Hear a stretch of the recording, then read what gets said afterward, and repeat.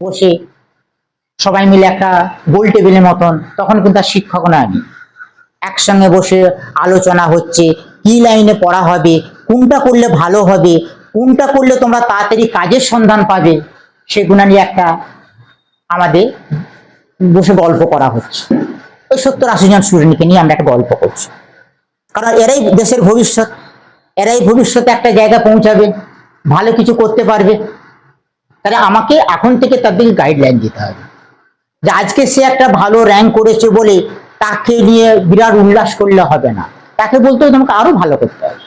যদি আমি আরো ভালো করতে পারি তাহলে কি আমি একটা ভালো জায়গা পৌঁছাতে পারবো। আর যে খারাপ কোনো কারণবশত করে বলেছে, তার মনপ্রুত রেজাল্টটা হয় না, তাকেও আমি ভেঙে পড়তে বারণ করছি।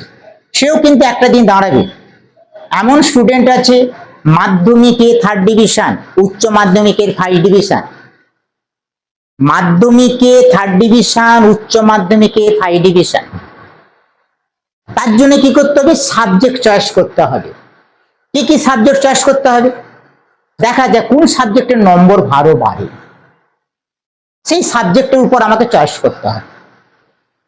আজকে একটা নতুন সাবজেক্ট এসেছে, ফুড প্রসেসিং বলে একটা সাবজেক্ট এসেছে। ফুড প্রসেসিংটা কি? আমাদের হোম সায়েন্সেরই একটা ভাগ। যে হোম সায়েন্স তার একটা ভাগ হচ্ছে ফুড প্রসেসিং। আমরা নিউট্রিশন নিয়ে একটা পড়াশোনা করেছি, আমরা জীবন বিজ্ঞানে খাদ্য, পুষ্টি, খনিজ লবণ, বিভিন্ন জিনিস নিয়ে আমরা কিন্তু একটু টেনের আমাদের একটা ব্যাচ, আমাদের অভিজ্ঞতা আছে। তাই আজকে আমাদের যারা নিউট্রিশন পড়ছে, সে নিউট্রিশনেও কিন্তু খাদ্য, পুষ্টি, স্বাস্থ্য আছে। আর হোম সায়েন্স যেটা বুঝি সেটা তার থেকে একটা পার্ট বেরিয়ে এসেছে আমাদের, কি আছে? Food processing. ফুড প্রসেসিংটা আমাদের কি কাজে লাগে? আমাদের বিভিন্ন ক্ষেত্রে কাজে লাগবে। অর্থাৎ যারা ফ্যামিলি আছে, ফ্যামিলির ভিতরে আছে, সেখানেও আমার কাজে লাগবে। যারা কর্মক্ষেত্রে যাবে তার সেখানেও আমার একটা কাজে লাগবে। অথবা আমি মনে করছি কোনো একটা আমি বড় ব্যবসা করতে যাচ্ছি, সেখানেও ফুড প্রসেসিং কাজে লাগে। অর্থাৎ আইটি সেক্টরে যে রকম ফাংশন গুণ থাকে, ফুড প্রসেসিং এ সেই রকম ফাংশন গুণ আমরা দেখতে পাবো। তার ফুড প্রসেসিং হচ্ছে খুব ইন্টারেস্টিং সাবজেক্ট, খুব ফুকুরসা নম্বর পাওয়া যায়। মানে চেষ্টা করলে মিডিয়াম ক্যাটাগরি স্টুডেন্টরা 80-85 করে নম্বর পাবে, আর একটু ভালোরা 92-97-98 করে নম্বর আসে। তাহলে আমাকে সাবজেক্টটা চয়েস করতে হবে ঠিক মতন করে। যদি ঠিক মতন সাবজেক্ট চয়েস করতে পারি, তাহলে আমি বারবার বলছি মাধ্যমিকে যাদের খারাপ রেজাল্ট হয়ে গেছে, সেই রেজাল্ট কিন্তু অনেক পরিবর্তন আমি করে দিতে পারবো। তার সাবজেক্টটাকে খুব গুরুত্বপূর্ণ। আমি কাকে নেবো, কাকে নিলে আমার ভবিষ্যৎটা ভালো হবে, নম্বরটাও ভালো পাবো এবং একটা ভালো জায়গায় আমি উপনীত হতে পারবো। একটা সরকারি কাজেরও জায়গা যেতে পারবো, একটা বেসরকারি জায়গাও কাজে যেতে পারবো, আর যদি কিছু না করি আমি নিজে ব্যবসা করেও খেয়ে বাঁচতে পারবো। তার আমার 3খানা অপশন আমার হাতের কাছে খুলে আছে। তার 3টে অপশনের দিকে আমাকে দৌড়াতে হবে। যেটা এক্সট্রা অপশন আছে সে একটা অপশনের দিকে গেলে চলবে না। তাহলে 3টে অপশন আমাকে দেখতে হবে। ফুড প্রসেসিং বাংলা কি বলা হয়? খাদ্য প্রক্রিয়াকরণ।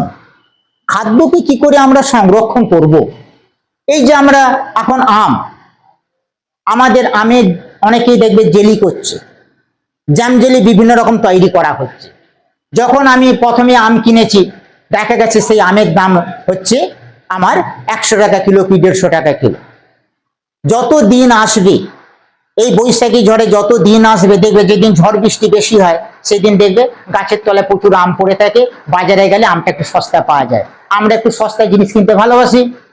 যেখানে 1 কেজি জিনিস কিনতে সেখানে 5 কেজি আম কিনে নিয়ে চলে এলাম, বাড়ির লোককে বললাম একটা আচার তৈরি করে দাও। তাহলে সেই আচারটা কি হচ্ছে? আমরা সারা বছর ধরে খাচ্ছি। তাহলে কম পয়সায় তাহলে কি হবে? সেই জিনিসটাকে আমরা একটা ফুড প্রসেসিং এর মাধ্যমে সেটা একটা সংরক্ষণ করে রাখতে পারি। আলু, অনেক সময় আলু সস্তা হয়ে যায়, আলুটা আমাদের পচে যাচ্ছে, সেই আলুটা আমরা চিপস করে করতে পারি, বা আলু চিনি করতে পারি। আলু চিনি করলেও সেটাকে আমি রেখে দিতে পারি। সেটাকে কিন্তু আমরা বিভিন্ন রকম ভাবে আমরা দিনের পর দিন আমরা সেটা খাবারটা খেতে পারি। কারণ আমাদের মুখে স্বাদ আছে, বিভিন্ন রকম খাবার খেতে হবে, না খেলে স্বাদ আমাদের পাল্টাবে না। সেই জন্য আমাদের চিন্তা ভাবনা করতে হয় যে ফুড প্রসেসিং এর ভিতরে বিভিন্ন রকম খাবারের চার্ট তৈরি করা।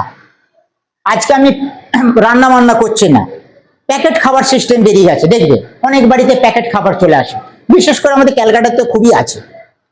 ক্যালকাটায় আমাদের প্যাকেট সিস্টেম খাবার হচ্ছে কোন সন্ধ্যাবেলা রান্না বান্নার পাটটা মহিলারা বেশিরভাগটা করে না। তাহলে সেই যে খাবার যে প্যাকেট হয়ে আসছে সেটাও কিন্তু ফুড প্রসেসিং এর ভিতরে একটা চলছে। তাহলে আমি সব রকম করতে পারি। যে টমেটো আমাদের বিক্রি হয়, যে সস আমরা কিনি, টমেটো দেখবে চাষিরা কোনো লাভই পায় না। 2 টাকা কিলো 3 টাকা কিলো, কিছুদিন পরে দেখবে টমেটো 2 টাকা কিলো কেউ খেতে চাচ্ছে না।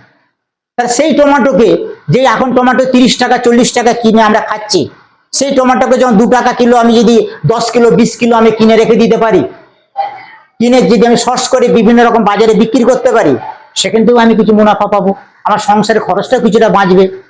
অথবা আমি যদি বেকার থাকি সেটা করেও কিছু ইনকাম করতে পারবো। তাহলে আমার এমন সাবজেক্ট চয়েস করতে হবে যে সাবজেক্টটা চয়েস করলে আমার নিজের ভবিষ্যৎটা ভালো থাকবে, কারো উপর নির্ভর করে আমি চলবো না। তাকে আমার মনে হচ্ছে আমাদের ভবিষ্যতে জীবনের কথা আমি যদি বলি, মনে করো আমার কর্তা চাকরি করছে, কর্তা চাকরি করতে পারে, তার পয়সা সে থাকবে, আমার পয়সা আমি বিউটি পার্লার যাবো, কি আমি কোনো কিছু ভালো মন্দ খাবো, আমারও তো একটা শখ সাদ আছে, সবসময় হাত পাততে যাবো কেন যে আমাকে পয়সা দাও পয়সা দাও। তাহলে আমরা নিজেরাও কিন্তু কিছু ইনকাম করতে পারি, সেটা ফুড প্রসেসিং এর মাধ্যমে কিন্তু ইনকাম করার একটা ভালো জায়গা। তাহলে ফুড প্রসেসিং যদি আমি পড়তে পারি তাহলে একটা ভালো দিকে যেতে পারবো। একটা আমাদের ফুড লেভেলে যে পরীক্ষা হয়, ওয়েস্ট বেঙ্গল বোর্ডের দেখবে এসআই হয়, ফুড ইন্সপেক্টর হয়, দেখবে বিভিন্ন ডিস্ট্রিক্টে 2-4টে করে ফুড ইন্সপেক্টর ঘুরছে। তাহলে আমি এই ফুড প্রসেসিং থেকে আমি যদি হায়ার লেভেলে পড়াশোনা করতে পারি, সেখান থেকে একটা কাজ সন্ধান পাবো। অথবা সেন্ট্রাল গভর্নমেন্টে আর্মি ডিপার্টমেন্টে আছে, জাহাজ ডিপার্টমেন্টে আছে, কুকিং ডিপার্টমেন্টে আছে, সেখানেও কিন্তু আমার ফুড প্রসেসিংটা চলে। বিভিন্ন রকম বড় বড় হোটেল আছে, সেখানেও একটা ফুড প্রসেসিং এর রান্না বান্না বিভিন্ন রকম শেখানো হচ্ছে। তাহলে আমরা বিভিন্ন রকম মাছ সংরক্ষণ শেখানো হচ্ছে, কিভাবে মাছকে আমরা সংরক্ষণ করে রাখবো, সেই মাছকে কিভাবে আমি বাইরে ট্রান্সফার করে পাঠিয়ে দেবো, আমেরিকা পাঠিয়ে দিচ্ছি। যে মাছ দেখা গেল আমেরিকার, আমাদের এখানে ইলিশ খুব বিখ্যাত, সেই ইলিশকে আমি আমেরিকায় পাঠিয়ে দিচ্ছি, প্যাকিং করে সে মালকে আমি বাইরে পাঠিয়ে দিচ্ছি। সেখানে আমার মনে করি দাদা থাকে কি দিদি থাকে কি জামাইবাবু থাকে, তারাও সেই জিনিসটা খেতে পাচ্ছে। তাহলে এমন ভাবে আমাদের খাবারটাকে তৈরি করা হচ্ছে, সংরক্ষণ করা হচ্ছে, যে খাবারটা পচে যাবে না, নষ্ট হবে না। সেটাকেই বলা হচ্ছে, বাংলায় বলা হয় খাদ্য প্রক্রিয়াকরণ, খাদ্য সংরক্ষণ, খাদ্য সংরক্ষণ। তাহলে এই সাবজেক্টটা যদি তোমরা কেউ রাখতে পারো, আমার মনে হয় তোমাদের কিন্তু ভালো হবে, নম্বর কিন্তু ভালো উঠবে। এইটা আমি তোমার দিকে কিন্তু ফুড প্রসেসিং এর সম্বন্ধে একটা মোটামুটি একটা হালকা আইডিয়া করে দিলাম। আর দেখবে প্র্যাকটিক্যাল 30 নম্বর, 30 নম্বরের বিধে হামেশাই ছেলেমেয়েরা কি করে থাকে, হামেশাই ছেলেমেয়েরা 25, 27, 28 পেয়ে থাকে।